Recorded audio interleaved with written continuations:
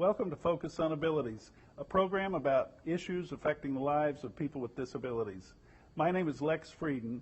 I'm Professor of Health Informatics at the University of Texas, Houston, and Senior Vice President at TIRR, the Institute for Rehabilitation and Research. I'll be your host for today's program, and today we have a very interesting program for you and a great guest to talk about a subject you'll be interested in. But before I introduce our guest and our subject, I want to ask you a relevant question, and that is, in what year did the City of Houston establish a Mayor's Office on Disability? Well, it's relevant because today we are lucky to have with us the Executive Director of the Houston Mayor's Office on Disability, Michelle Colvard. Michelle, welcome to Focus on Abilities. Thank you. It's a pleasure to be here. Michelle, you are the Executive Director, and in that capacity, what is your principal role? Well, the mission of the Mayor's Office for People with Disabilities is to make Houston the most inclusive and accessible city in the nation, and that's a large order, a tall order. We've got a lot of work to do. We've got some great successes behind us. We just won an award, in fact, for the Accessible America City, awarded to us by the National Organization on Disabilities. My role is to basically serve as a liaison, if you will, between the mayor and the city council, the department directors, and our citizens with disabilities, and do all that we can to meet the needs of citizens with disabilities, rights, needs, privileges, everything that we can to make sure that the disability community has full participation in our society. Now, you said the mission was to ensure that we are the most inclusive and accessible community. Yes. I think it's important for people to understand that we're simply not talking about access to the City Hall or handicap parking or any number of physical access issues, but when you say inclusion, we're talking about people being full participants in all aspects of our community, right? Absolutely. That is exactly the point. There's a big difference between something being accessible and something being legally accessible according to the law, according to the Americans with Disabilities Act, and to a program, a service, a perk, or whatever, any kind of benefit of living in Houston, between full inclusion of that. So being able to fully enjoy everything that everybody else can fully enjoy.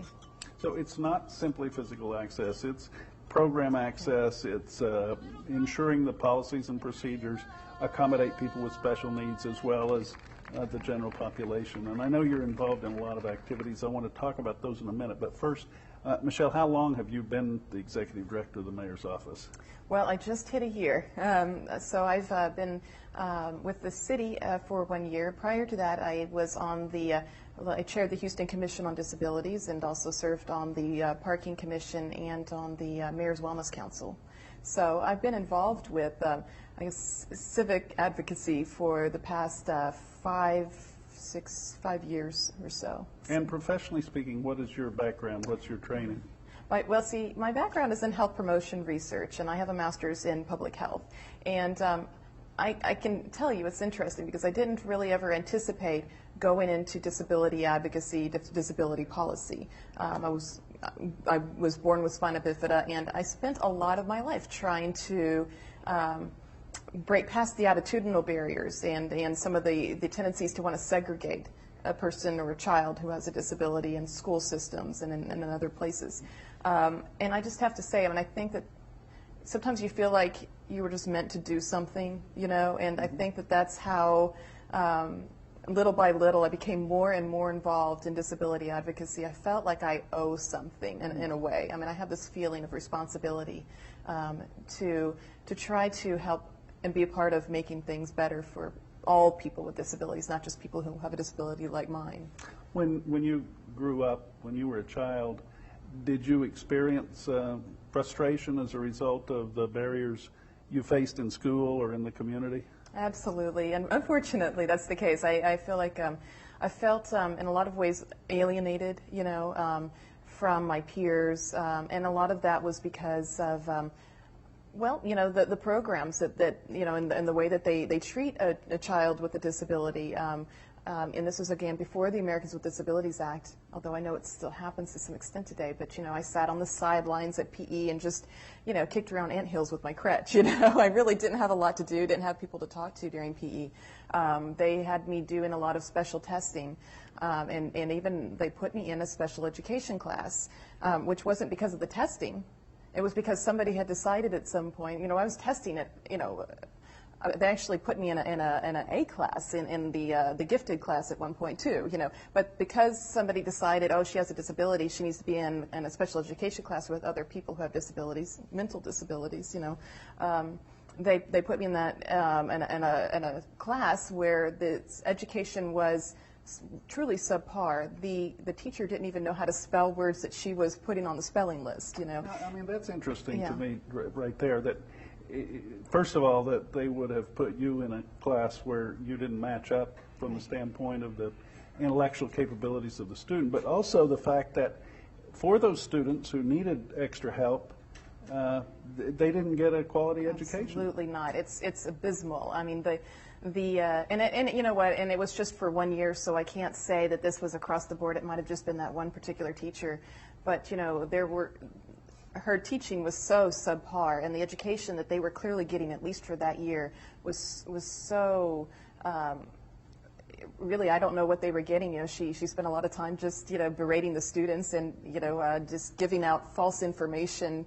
On geography, on spelling, and it was things that I would call her on in class, and of course she didn't appreciate that very much. No, she kicked you upstairs real quick. Oh, well, yeah, and I obviously, the next year I was back I was in the gifted class, so. Well, I mean, I suppose experiencing that and observing that probably would give anyone a desire to make changes, to make things better. Absolutely. And I suppose that's what you've described as part of your motivation. That may well be. I hadn't really thought about that particular episode of my life but I felt like it was very unjust. You're absolutely right. I felt a great sense of injustice, and not just for myself, but I felt it for my peers, thinking this is the kind of education that they're getting. It's a tragedy. So I think oftentimes people wonder what motivates us, people with disabilities advocates, to be as outspoken as we are and to take some of the risks that we do and so forth. And I'm sorry that they don't understand. It doesn't have anything to do with our aggressive personalities. It has more to do with our desire to seek justice. Absolutely. I wouldn't consider myself to really have an aggressive personality. Certainly I wasn't as a child. It was really hard for me to speak up and say, this isn't right. That wasn't something that came naturally to me, but I couldn't just let this be passed off as true information or real education, And of course, there's a lot of times in my life where I've found that I've seen lots and lots of injustices and haven't spoken up and regretted it later. And I don't want to regret those things anymore. I want to be sure that if I see something that's not right, that I let people know about it and that we do something about it, we take action and not just complain about it, In your current capacity, as Executive Director of the Mayor's Office on Disability, you have the opportunity to speak up on behalf of the city. Yeah. What are some of the things that you've addressed since you've been there? Oh, we're pretty busy, so I'll have to run through my list of some of our great accomplishments. One of the things that most recently I've been working on is addressing some parking issues, accessible parking problems that we have in the city. Just went up to Austin to testify on behalf of the city related to some of the abuse that we've been seeing for those accessible parking placards. Where people use those parking placards that belong to someone else, they're taking away a space that a person with a disability really needs to have. I mean, I'm sure you've experienced this, Lex, when you don't have a place to park that has extra room for you to get in and out of your vehicle, what are your choices? Well, I mean, you're talking about delivery drivers who somehow obtain a disabled parking sticker and they pull into a slot and run up with 6 or 8 boxes into a building and return, and you wonder just exactly what is their disability when they do that.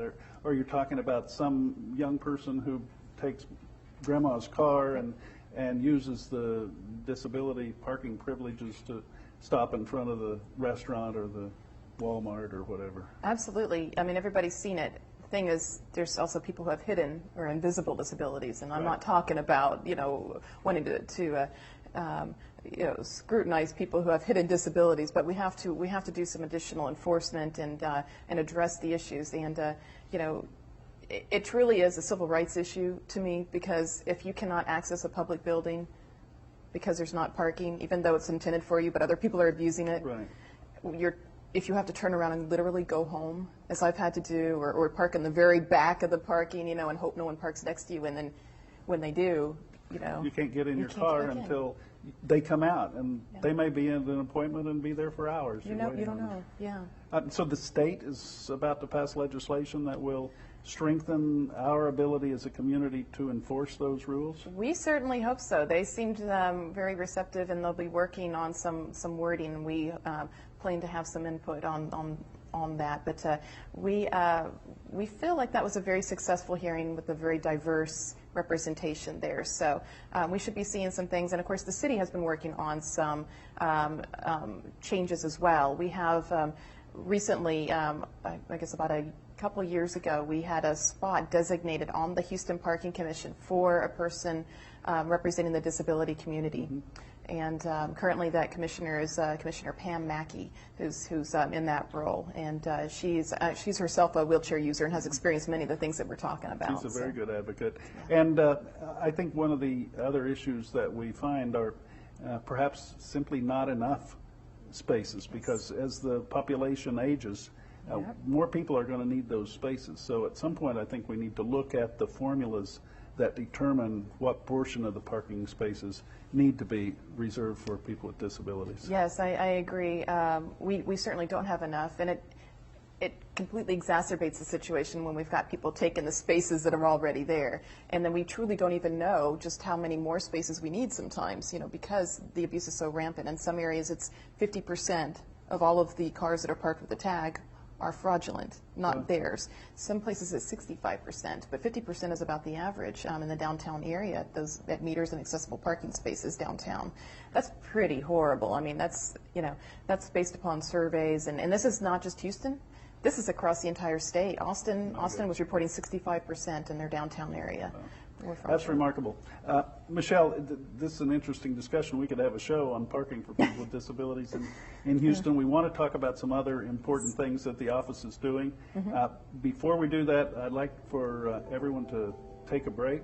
Stay with us. We'll be right back with Michelle Colvard and more Focus on Abilities. Please stay tuned.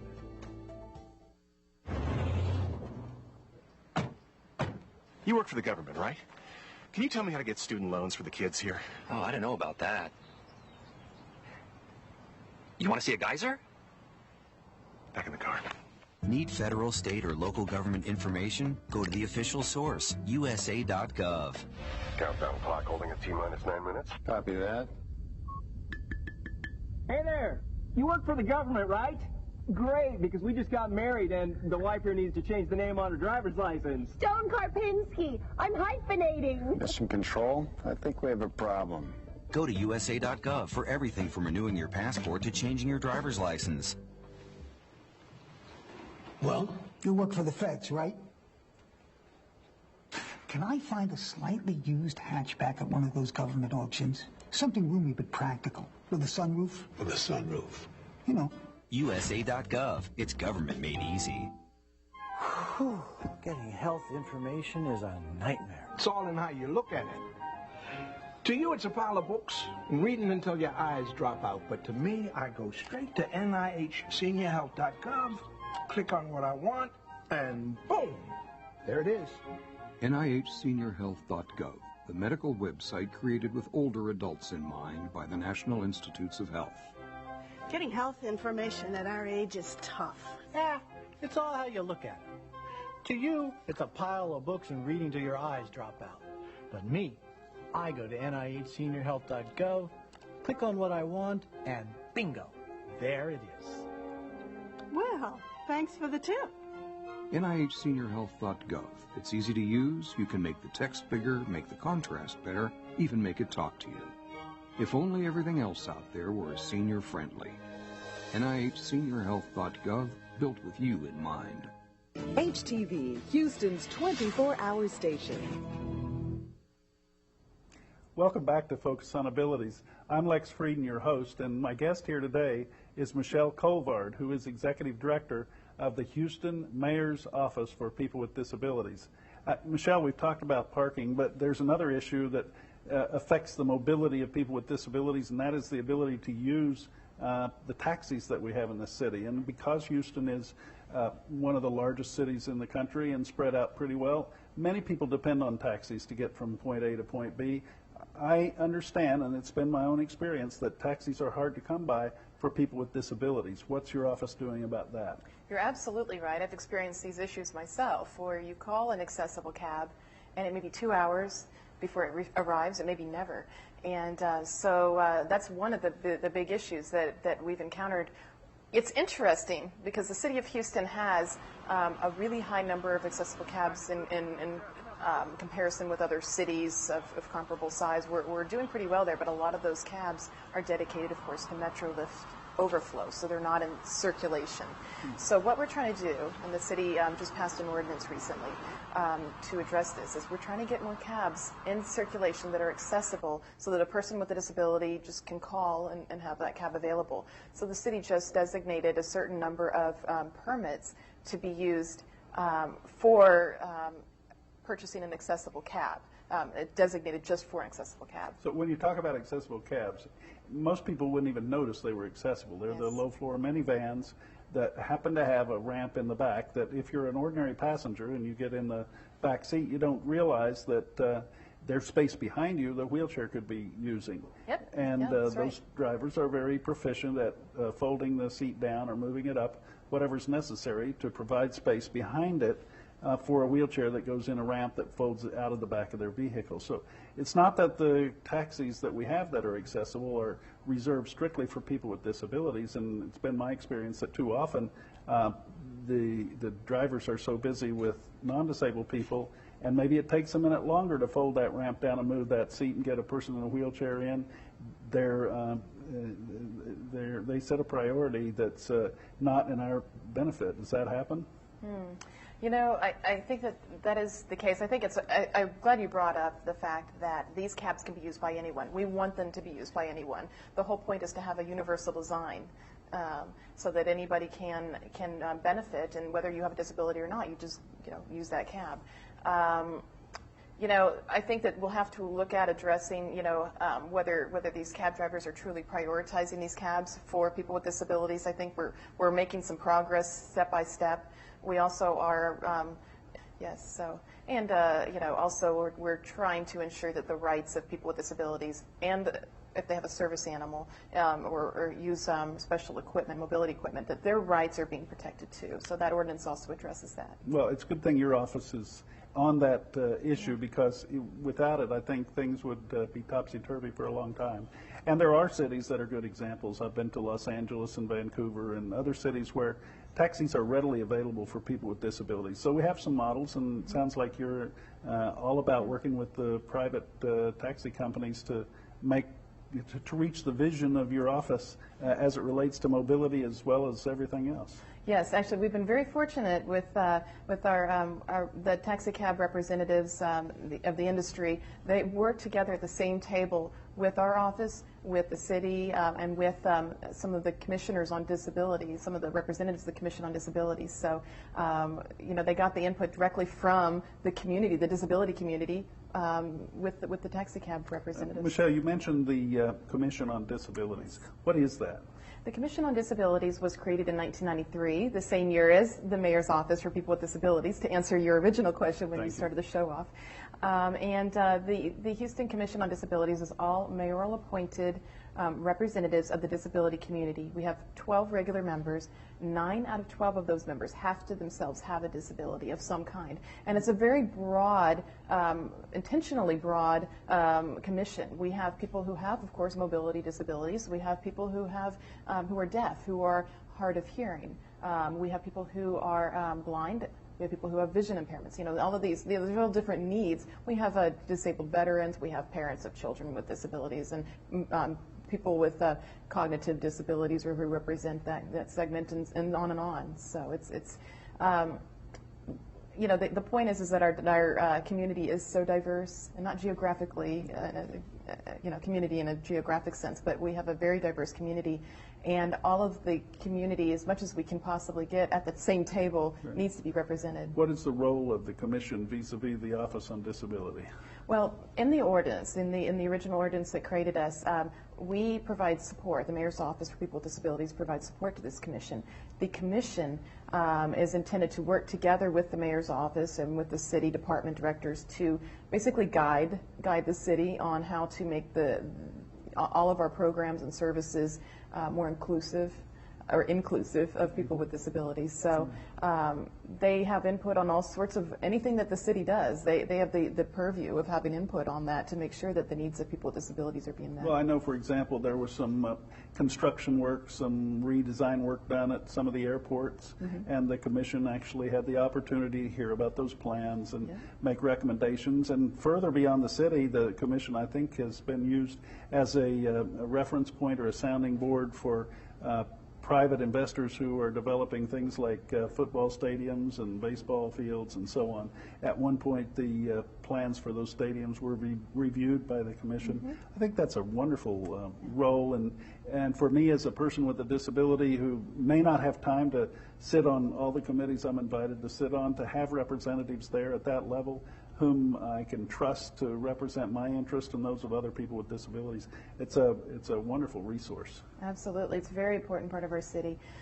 They also are involved a lot in the parks department and in recreation, and trying to ensure that our city's parks and recreational facilities are completely not just accessible but usable, user-friendly, inclusive. Actually, a small committee of the Houston Commission on Disabilities goes out regularly every month or every other month to review a different park. Well, that's great, and provide feedback to making it better and more accessible. Yes, with the Parks Department staff right there, and they take the notes and then they make the changes. So it's if people who are watching this program wanted to attend a meeting, to be an observer, or to voice some issues or something, could they do that? Absolutely.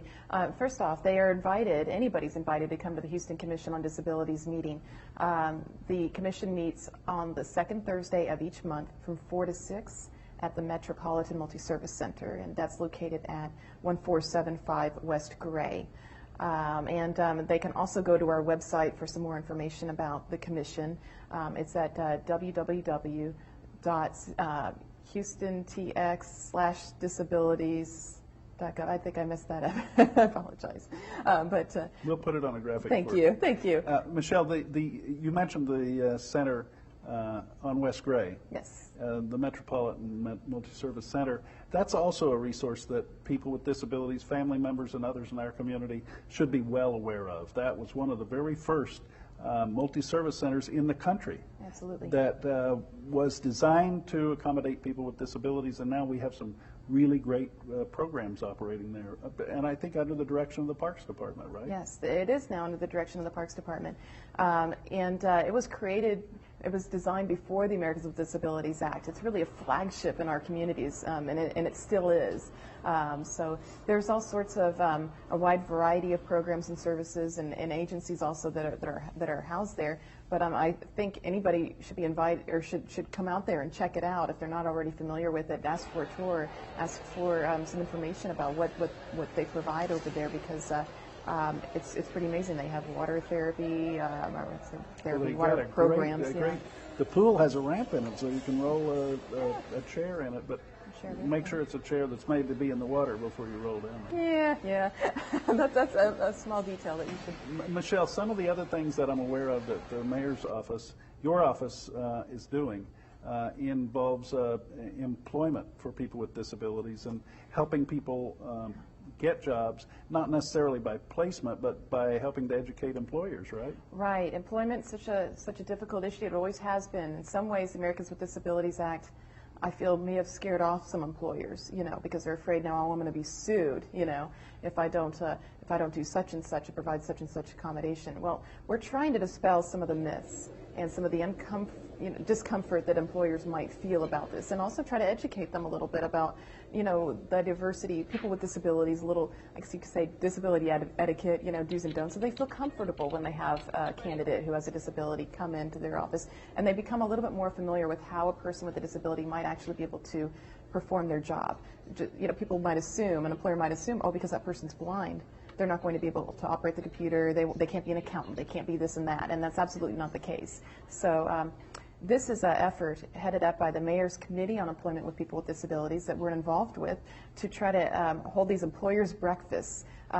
We've held 2 already. We're continuing the planning on the next one, and we'll keep having these to try to dispel some of the myths that employers have in a nice, informal, friendly setting over breakfast. And you're doing that. I mean, you mentioned the Mayor's Committee on Employment of People with Disabilities. That's a group made up mostly of employers who are trying to help their colleagues understand better how to employ people with disabilities and how to benefit from the great work that we do when we have a job. It's a very diverse committee. It's separate from the Houston Commission on Disabilities, and that's what I love about the cities, that we have all these different voices, and we're all really working together really well. Michelle, if someone wants to get in touch with you or your office, how do they do that? They can do that by calling our citizen hotline. It's 713-837-9061, and that's not a call center. It is a hotline where you can call, and someone will be able to get back in touch with you, or maybe be able to be on the other line right then and there to help address your concern. But they will advocate and try to find out the resources that you need. And the issues, obviously, that you would address would be those that involve city government. They can't solve every problem that everybody might have, but if someone has an interaction with city government that's not been a good one, or if someone has an idea about how to improve services by the city for people with disabilities, it's a good number to know about. We want to know. Yeah, let us know if you ever have an issue or a problem, especially with the city, where you just felt like you weren't treated right or something could be made better. We want to know about it. Okay. Michelle, in concluding our interview here today, are there any final kinds of summary goals that you have in the short term? You said that you want our city, and the vision of the office is to be the most accessible, most inclusive in the country. What's your short-term goal? Oh, we've got several. One of the things that we're working on now is, and it's been a long-standing project of our office, but we're finally able to, we hope very soon, get up a visitor's guide in collaboration with the Greater Houston Convention and Visitors Bureau. Excellent. And that's going to really help quite a bit in helping people have information about access to resources in the city. We're also revamping our website, so there's some additional information. That's going to be up live very soon, our new and improved website, and which will get the website on for you. We'll look forward to seeing it, and we'll let the community know about it when it occurs. Michelle Colvard, thank you very much for being our guest today on Focus on Abilities. Thank you. It was a pleasure. Thanks so much for having me. And I want to thank all of you for watching. This has been a very interesting show for me, and I hope for you, and I hope that you join us next time for more Focus on Abilities. Thanks for watching.